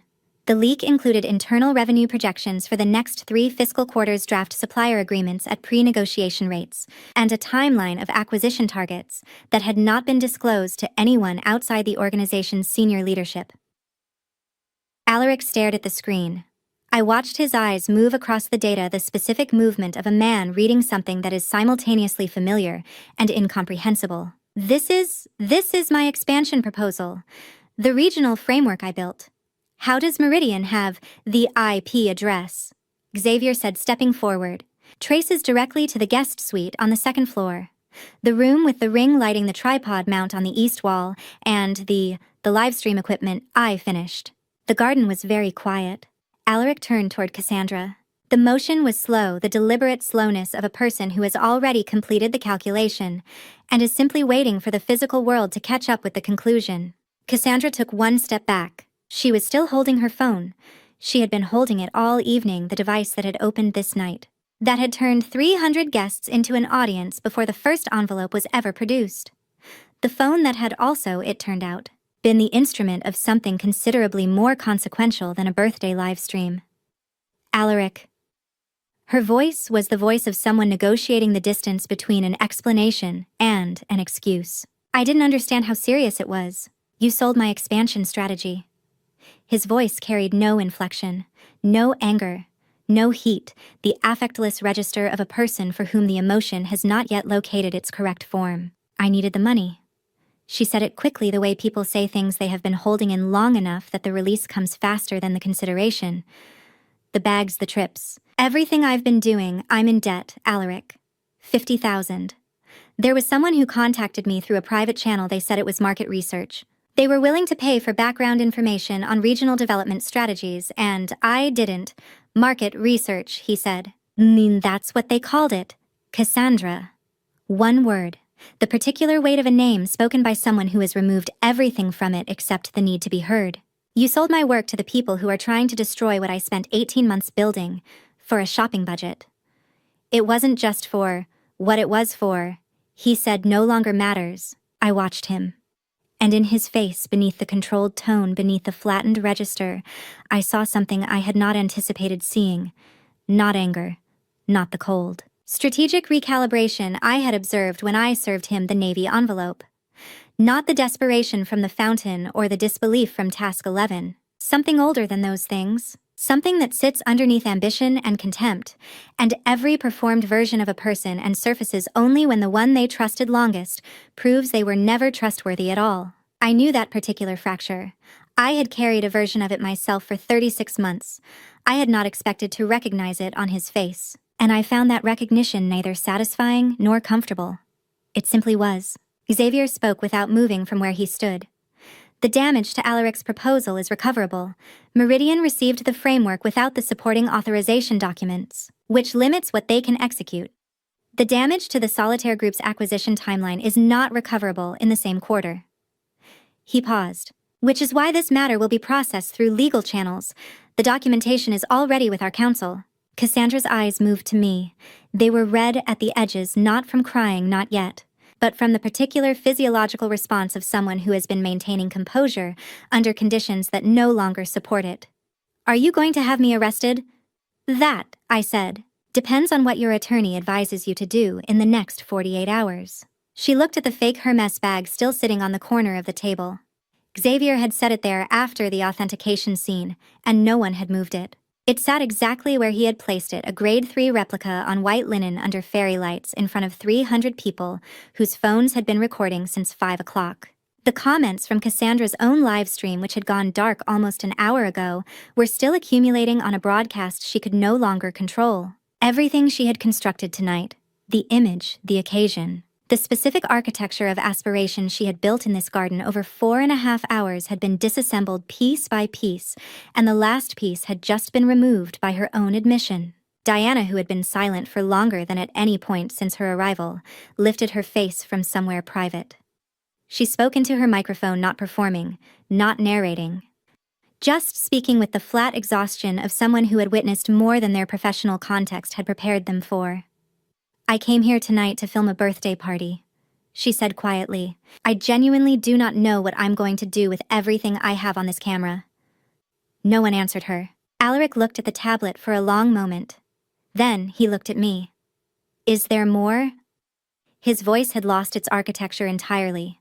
No register, no performance, no carefully maintained surface. Just the question stripped to its structure. I held his gaze. One last thing, I said. And this one is specifically for you. Some marriages end with noise, arguments that carry through walls, voices that find registers they have never used in ordinary conversation, doors that close with a force calibrated to communicate what words have failed to. Some marriages end in paperwork, a process so procedural, so stripped of ceremony, that the ending arrives not as a moment, but as a series of appointments. And some marriages end in the specific silence of a person who realizes standing in a garden they thought they knew, that they have been looking at someone for 3 years without ever once actually seeing them. The guests had shifted. Not left, they did not have the resolution for that. And the night had not yet given them permission, but pulled back by some collective social instinct to a distance that acknowledged this part is not for us. Alaric and I stood perhaps 6 feet apart. The fountain was too far away to hear now. The jazz had stopped some time ago, I wasn't certain exactly when, only that at some point the musicians had understood that the room no longer had use for their particular contribution. The fairy lights were still on. They would stay on until I turned them off, because they were on a timer I had set, and nothing that happened tonight had changed the timer. How long? Alaric asked. His voice had no surface to it anymore, no architecture, no performance, just the question in its plainest form. How long have you known? I knew who you were. I said, by the 2nd month of our marriage. He absorbed that. I stayed for 2 more years because I wanted to be wrong. And were you? I let the question sit for a moment. Not to be cruel, cruelty would have required me to enjoy this, and I did not enjoy this. I had never wanted this outcome. I had wanted the opposite outcome, which was why I had stayed 34 months past the point at which a strictly rational person would have closed the file. No, I said. He looked at the ground, then back at me. Serafina. My name in his mouth the way it had sounded before it became a transaction. Everything tonight at the house, the contract, the position I could have had, I didn't know. I genuinely didn't know what you were, what you'd built. I understand that, I said. Then you have to understand that if I had known, that's exactly the problem. I kept my voice even. Not cold, evenness and coldness are different things, and I needed him to hear the distinction. You didn't know because you never asked. You looked at me and made a determination in the first 60 seconds, and after that determination was made, you stopped looking. I paused. You saw a woman you believed was beneath you, and you stopped paying attention. That's not a failure of information, that's a failure of character. If I had known who you really were, you would have treated me differently for the wrong reasons. The words came out with the same precision I used in boardrooms, but the feeling beneath them was something boardrooms never required. That is not what I needed from a husband. I did not need a man who would respect me because of what I owned or what I ran or whose name was on which document. I needed a man who would treat me with basic human decency because I was standing in front of him. He was quiet. The silence had weight. The particular weight of a true thing landing in a space where there has been too much that was not true. What did you need? He asked, not defensive something underneath that. A man asking a question he is afraid already has an answer. Someone who would treat me well precisely when they thought I had nothing to offer. He closed his eyes briefly, opened them. I failed that. You failed that. I said. Not only tonight. You failed it the first time your mother called me a liability in your presence and you said nothing. You failed it the first time Lyra's name appeared on a phone screen turned face down on a kitchen counter, and you offered no explanation because you had concluded one wasn't necessary. You failed it every morning you walked through the kitchen where I was working and did not speak, because you had decided without ever formally deciding that I was not a person whose attention was worth seeking. I watched each sentence arrive in his face, not performing the watching, simply noting with the same precise attention I had applied to 36 months of accumulated observation, how a human face receives the weight of its own history. I can fix it, he said. Almost a whisper now. The register of a man who knows the statement is not true and says it anyway, because the alternative is accepting what cannot be undone. Tell me what to fix and I'll fix all of it. I looked at him. I had known this man at dinners and in cars and at 2 a.m. when the house was quiet and the bay was black outside every window. I had chosen him once, for reasons that seemed sufficient at the time, his intelligence, the particular energy he brought into a room, the way he had looked at me briefly in the early months, as though I was the most interesting thing in his vicinity. I had waited for 34 months after that brief period for that version of him to return. It had not returned. You cannot fix a test you've already completed, I said. You can only move forward from the result. He looked at me for a long moment. Then his gaze moved past me, past the table, past the gathered periphery of 300 people pretending not to witness the end of something. It moved to the water. Azure Bay, flat and dark beyond the garden's far edge, holding the light of the party in fragments on its surface, breaking, reforming, breaking again with every small current. It was the first time I had ever seen Alaric look at that water without calculating it, without assigning it a value, a square footage, a position in some imagined portfolio. He looked at it the way a person looks at something they are seeing for the first time, or perhaps for the last time, when both sensations feel similar. "What about us?" he asked. His voice was very quiet. "There is no version of us," I said, "that exists outside of what you believed about me. You married a woman you thought was ordinary. She was never ordinary. And I don't think you would love the real version of her, not the CEO, not the test maker, not the woman who has been taking notes for 3 years. I don't think that's the woman you wanted." "You don't know what I wanted." "No," I agreed. And that is perhaps the most honest thing about this entire marriage. After 3 years, neither of us knew what the other one actually wanted. We were both working from a version of the other person that we had constructed without sufficient data. He was quiet for a long time. Then very quietly, the 5 days. That was real. I looked at him steadily. "Everything I said tonight was real," I said. "That is something I cannot say about this marriage." The water moved in the bay. The lights continued to break and reform across its surface. Somewhere behind us, in the gathered distance of 300 people, someone coughed. Someone else shifted their weight on gravel. Alaric said nothing. I had not expected him to. I put the apron on at 4:45 this afternoon. I stood in front of the bedroom mirror on the second floor and tied the strings deliberately, not quickly, not from habit, but with the same measured attention I use when signing a document that carries consequence. Each loop pulled to the same tension, each knot set to hold. I wore it through everything. Through Marco's final walkthrough and the caterers arranging 300 place settings. Through Cassandra's opening livestream and Lyra's entrance, and Alaric straightening his jacket in the foyer without once looking to see whether I was watching. Through every envelope, every revelation, every moment in which someone in this garden decided, consciously or not, that a woman in a white cotton apron did not require their full attention. I had been counting on that decision. Now I walked to the center of the garden. Not the table, not the terrace. The exact center, equidistant from the fountain and the main gate, where the fairy lights converged overhead, and every sight line in the garden was unobstructed. I had identified this position 3 years ago when I first walked the property. I had filed it under for later. Later was now. I reached back and pulled the bow free. One end, then the other. The loop at the front. 30 seconds, perhaps less. The garden did not make a sound.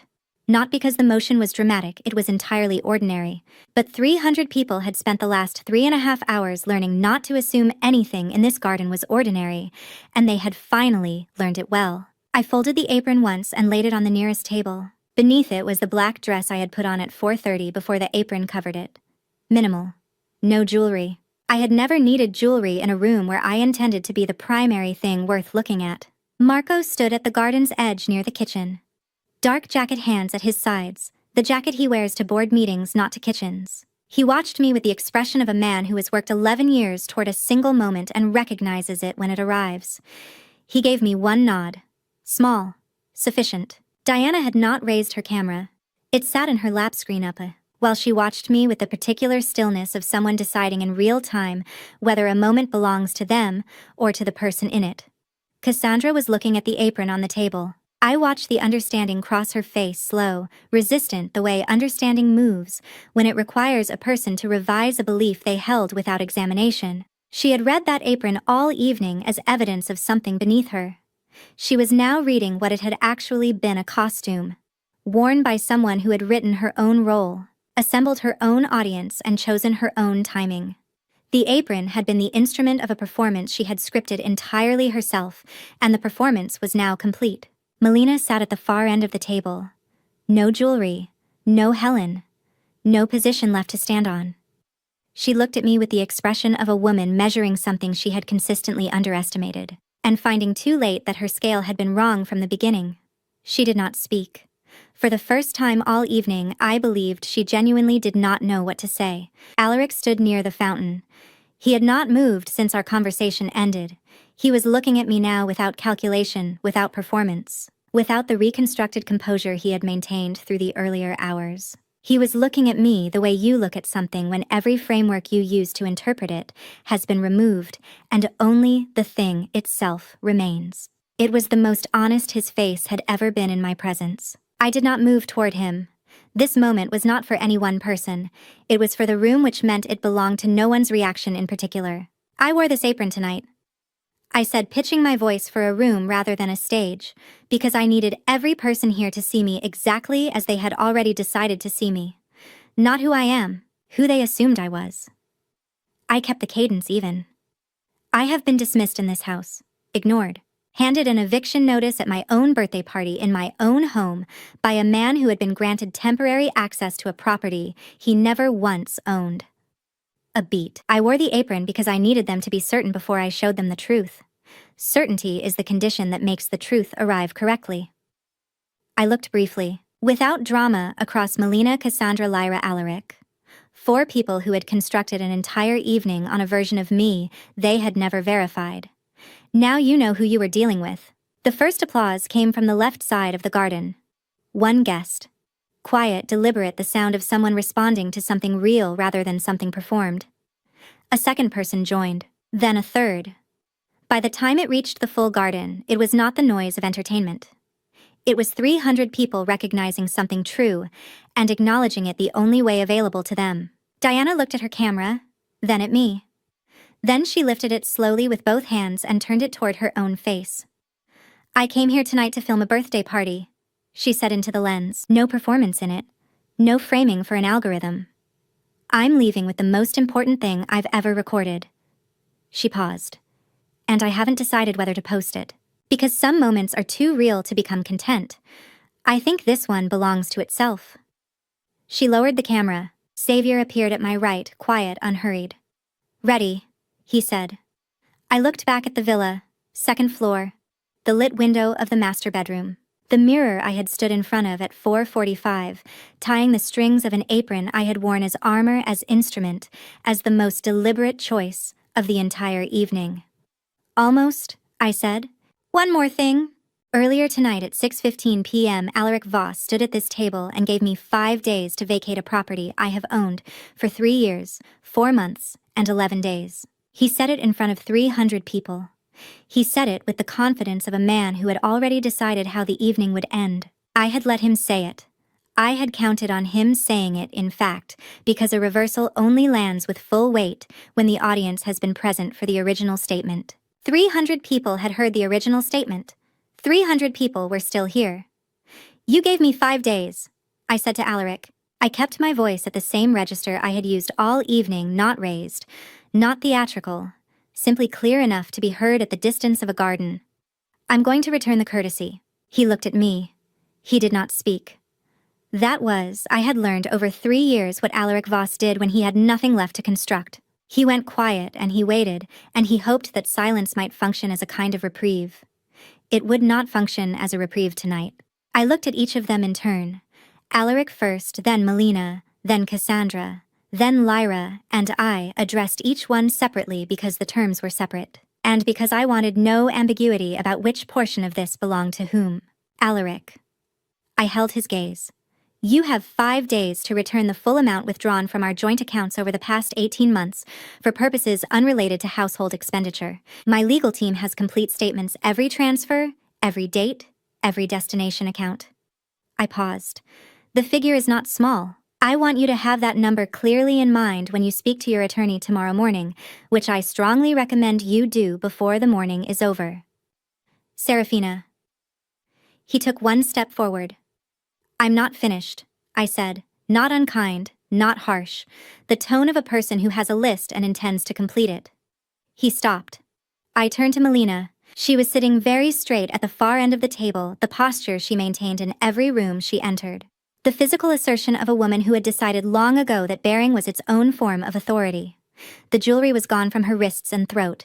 The authority looked considerably less convincing without it. Mrs. Voss, I said, the jewelry has been returned. But there are additional matters. 2 vehicles registered under a shell company that traces back to a credit line secured against this property without my knowledge or consent. Furnishings removed from this villa over the past 14 months, itemized and photographed.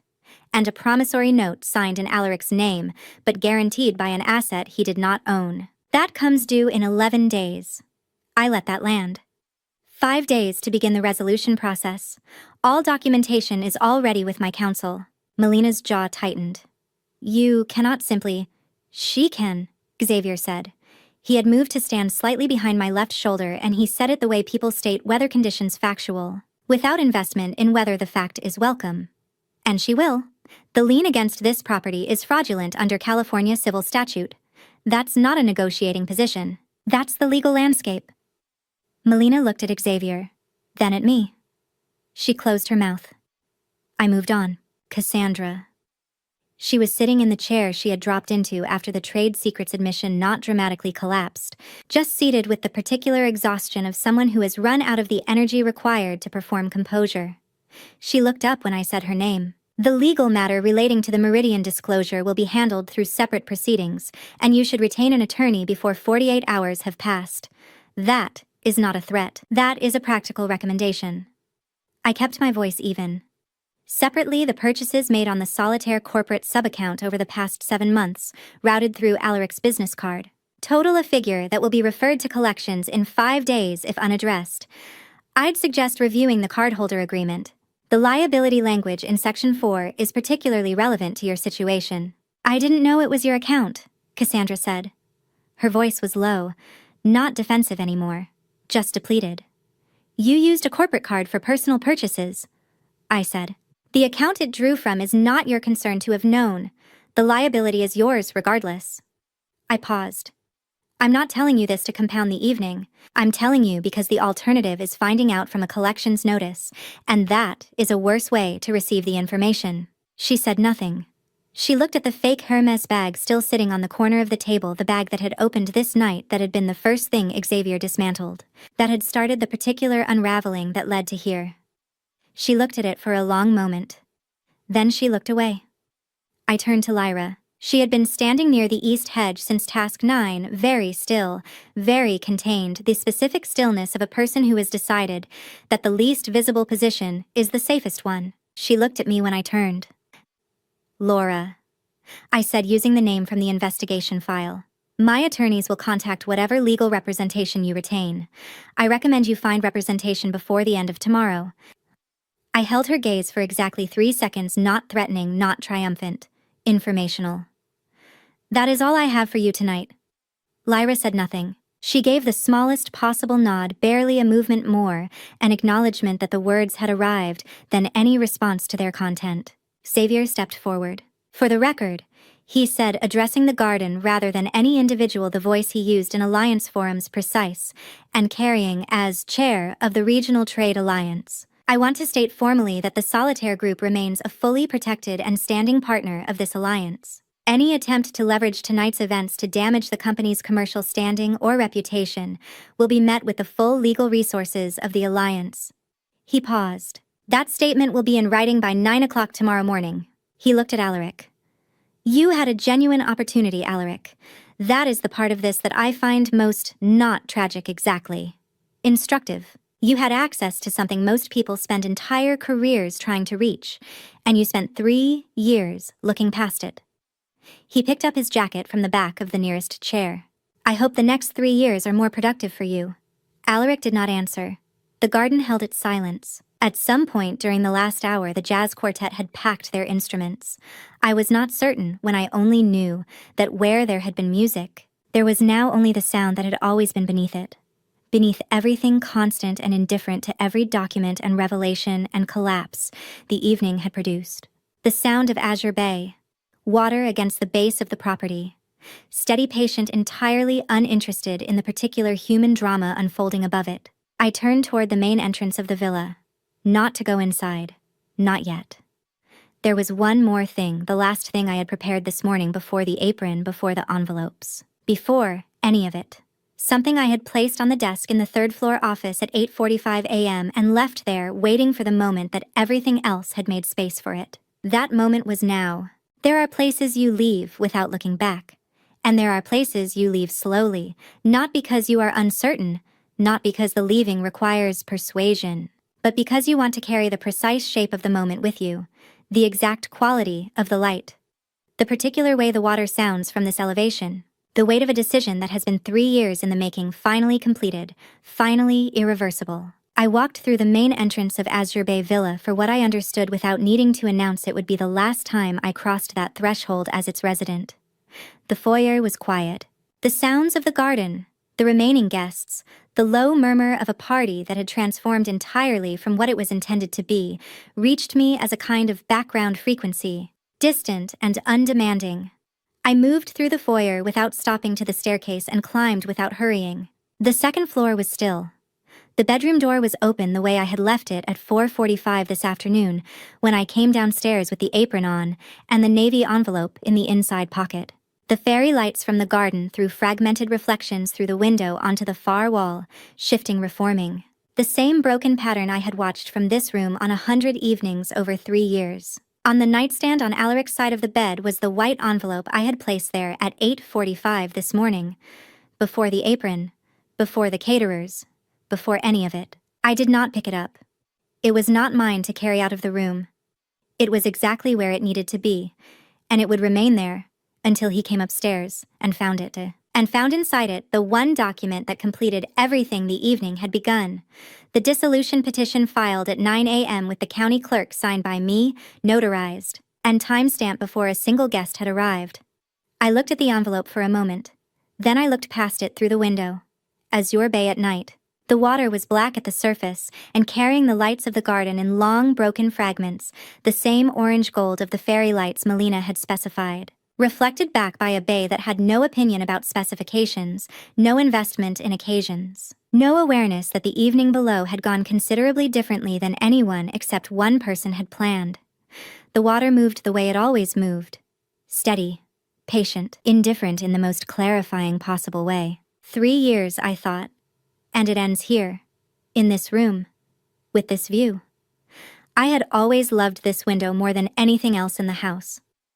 I turned and walked back to the door. Marco was at the foot of the staircase. He was not waiting in the posture of a man who had been standing there long. He had the particular quality of someone who had simply arrived at the right moment, which was, I had learned over 11 years, one of his most consistent professional attributes. The chef's whites were gone. In their place, the dark jacket he wore to quarterly reviews and alliance meetings and every occasion at which his actual role became visible, rather than assumed. "Kitchen is clean," he said. "All equipment retrieved. Security team is pulling out now, last vehicle in 10 minutes. "Thank you, Marco." He nodded once. The same nod from across the garden earlier, small, precise, the nod of a man who considers brevity a form of respect. Then he paused. He looked at the staircase briefly, then back at me. And something crossed his face that in 11 years of professional association I had seen perhaps 4 times, the expression that exists just beneath the operational surface of a person who is very good at keeping the two things separate. "This was a good house to work in," he said, "even when it wasn't easy." It was, I agreed. We stood in the foyer for exactly 1 more second. It was, I thought, the correct amount of time for what needed to be acknowledged without being named. "Let's go," I said. Diana was standing near the garden gate. Her camera was in her right hand, powered down. The lens cap replaced the body language of a device that has been set aside, rather than stored. She was not blocking the path. She was simply present in the way she had been present all evening, positioned to observe, rather than intercept until she decided otherwise. She decided otherwise now. "Ms. Caldwell," she said. I stopped. She had used the name from the corporate badge. Not Voss. The name, I had been born with the name on the founding documents of the Solitaire Group. The name that would appear on the dissolution petition filed that morning. "I'm not going to post it," she said. "The footage from tonight. I wanted you to hear that directly." I looked at her for a moment. 27 years old, 500,000 followers. A camera she had been pointing at the world long enough to develop instincts about what the world did and did not deserve to see. "You can post it if you want to, Diana," I said. "The truth doesn't require my protection." She absorbed that. A small, slow nod, the nod of someone filing something away rather than responding to it immediately. "I know," she said. I think some things are more true if they're not turned into content. I'm still figuring out where the line is. That, I said, is the right question to be sitting with. I walked past her through the gate. The driveway was quiet. Xavier's car was waiting at the bottom of the steps, dark low engine already running. The driver having been briefed on timing with the same precision that governed every other element of the evening. Xavier fell into step beside me at the gate unhurried, saying nothing until we had covered half the distance to the car. "Where to?" he said. "The office," I said. "The Pacific expansion meeting has been postponed for 3 months because of the leak. It's time to reschedule." He glanced at me. "Tonight." "The night is long," I said, "and we have work to do." He opened the car door. I got in. I did not look back toward the garden as the door closed. Not because I had no feeling about the place I had spent 3 years inside those walls. And feeling is not a condition that requires performance to be real. But I had said everything that needed saying. I had done everything that needed doing. I had given every last measure of patience I had brought into this evening exactly where it was intended to go, in exactly the sequence I had planned. There was nothing left in that garden that belonged to me. The car moved down the coastal road. Through the window, Azure Bay spread out to the south, black water. No lights on its surface from this angle, just the open sound of it through the glass. Xavier looked over. "5 days, then," he said. I watched the water for a moment. 5 days, I said. "And then we find out what people are made of when the clock runs out." The road curved. The lights of Azure Bay Villa, still lit, still dressed for a birthday party that had become something else entirely, appeared briefly in the rear window. Then the curve took them, and they were gone. I did not track them during those 5 days. I had deadlines. I had a Pacific Corridor meeting that had been postponed for 3 months and needed a new timeline. I had a company to run and a board to update, and a set of acquisition targets that had not moved simply because one evening in a villa by the bay had required my full attention. The 5 days passed the way productive days pass, fully without gap. But by the time the 5th day ended, I already knew the results before anyone called. Alaric filed for uncontested dissolution on day 3. Not because he had arrived at some sudden generosity of spirit. His attorney had apparently been quite clear about the specific inadvisability of contesting a settlement when the opposing party held 18 months of documented financial records, a notarized filing timestamped 9 hours before the evening began, and the kind of organizational infrastructure that does not lose paperwork. The restitution arrived by wire transfer on day 4 precise, to the figure my legal team had specified, not $1 over, not $1 under. I noted it. I did not feel the particular satisfaction people expect you to feel when something owed is returned. You feel something quieter than that, something that is less about the amount and more about the fact that the account is now clean and the number no longer belongs in the same sentence as his name. Melina returned 2 of the 3 assets by day 4. The third, a vehicle registered under the shell company. The one with the fraudulent lien required an additional 10 days and a formal written notice from our legal department before it was resolved. I was told, through a channel I neither requested nor discouraged, that she had moved to a cousin's property in the outer suburbs. Helen Marsh had not contacted her once in those 5 days. On the morning of day 4, Helen sent me a message, brief, direct, the communication style of a woman who has thought carefully before writing. I should have said something sooner. "I'm sorry. And congratulations on all of it." I read it twice. Then I set the phone face down on my desk and went back to the Pacific file. Cassandra signed the repayment agreement and the cooperation arrangement on day 2, faster than my legal team had anticipated, which told me her attorney was competent and had given her the same unambiguous assessment that Alaric's attorney had given him. The Meridian contact, the person who had approached her through a private channel and called the exchange market research, was handled separately by Xavier's Alliance legal division. Efficiently, without noise. On day 2, Cassandra deleted every social media account she had maintained for the previous 4 years. No announcement, no farewell post, no explanation to the followers who had watched a birthday party livestream go dark mid-broadcast and received no follow-up. The accounts simply ceased to exist, the way things cease to exist when the person maintaining them has concluded that visibility is no longer an asset. I did not find this satisfying either. I found it accurate. Lyra Laura Desmond left the state on day 2. The legal proceedings followed her in the way those proceedings tend to follow people who leave without resolving them. I did not track the specifics. My attorneys did. That is what attorneys are for. Diana posted on day 5. Not the footage. I had known she would not post the footage. I had known it from the moment she turned the camera toward her own face in the garden and said what she said. What she posted instead was herself sitting in a room I did not recognize, speaking directly into a lens with the particular steadiness of someone who has decided to be honest in public and has made peace with the cost of that decision. She described without specifics a woman who had dismantled an architecture of deception using documentation and patience. She said the most powerful thing she had witnessed that evening was not anger and not retaliation, but the quality of someone who knew precisely who she was and had waited with complete composure for the room to catch up. 7 million views in 48 hours. I was told about it by Marco, who monitors certain things on my behalf and reports with the same economy of language he applies to everything else. On the morning of day 6, I was at my desk on the 17th floor. The window faced south. Not Azure Bay, a different expanse of water wider, carrying no memories of any specific evening. Indifferent to everything that had ever been said within range of its shoreline. I had chosen this office for the window 3 years ago, before I chose the villa before the evaluation period began. I had wanted a view I could think clearly in front of. Marco set a coffee on the desk beside me. Pacific meeting is confirmed for 10 WAS, he said. Xavier called. The alliance contract is ready for your signature whenever you're available. I'll sign it at the meeting. He nodded, turned to go.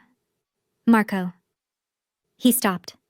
I looked at him. 11 years across 3 offices, 1 villa, and an evening that had required the full operational weight of everything we had built together. There was no way to put that into a sentence that would not diminish it by the attempt. Thank you, I said, for all of it, not just last week. He allowed himself a small smile, the smile of a person who has worked long enough in one place to understand that some acknowledgments are complete, precisely because they are not elaborated. That's why I'm here, Ms. Caldwell, he said. He left. I turned back to the window. 3 years. 1 evening. And a white cotton apron folded neatly on a table in a garden by the sea, left exactly where I had placed it because I had not needed to take it with me. It had served its purpose completely. That is all you can ask of any instrument. I did not know what Alaric would become after this. I did not know whether Cassandra would learn something durable from the experience, or whether the lesson would fade the way lessons fade when the immediate consequence recedes. I did not know whether Melina would ever understand what she had actually encountered, or whether she would recast the evening into a version that absolved her. Those were not my questions to answer. What I had done was show them the truth. Not with anger, not with performance, not with the particular theatrical satisfaction that stories like this are sometimes expected to provide.